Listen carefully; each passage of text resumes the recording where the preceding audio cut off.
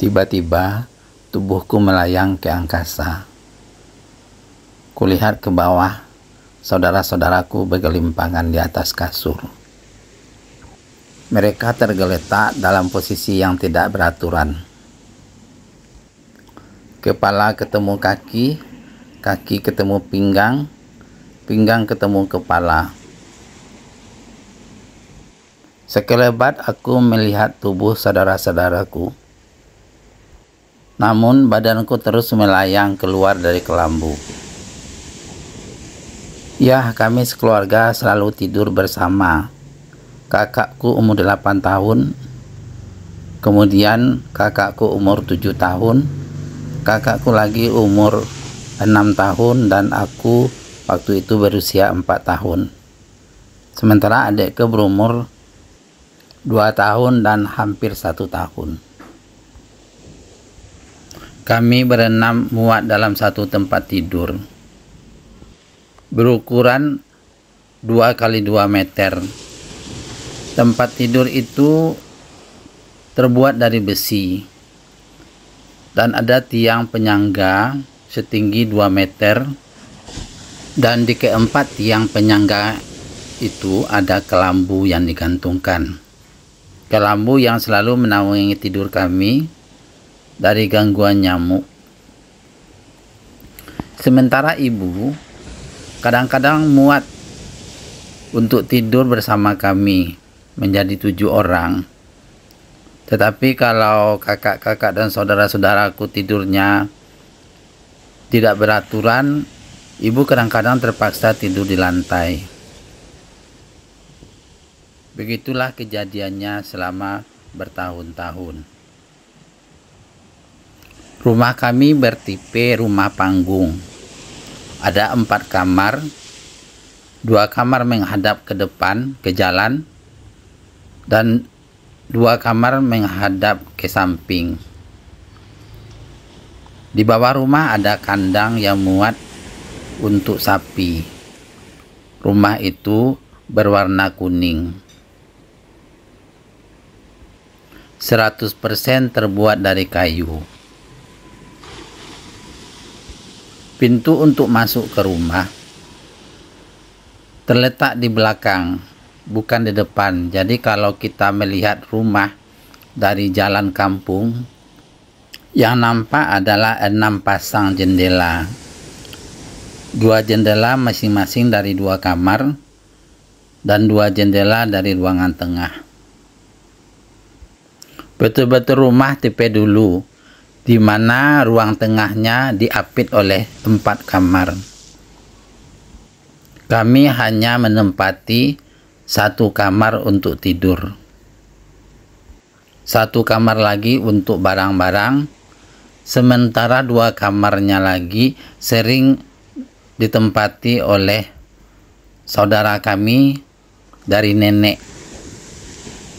Jadi rumah ini sebelumnya ditempati 2 keluarga. Namun karena keluarga yang satu lagi telah membuat rumah di samping, maka kadang-kadang anaknya saja yang tidur di 2 kamar lagi.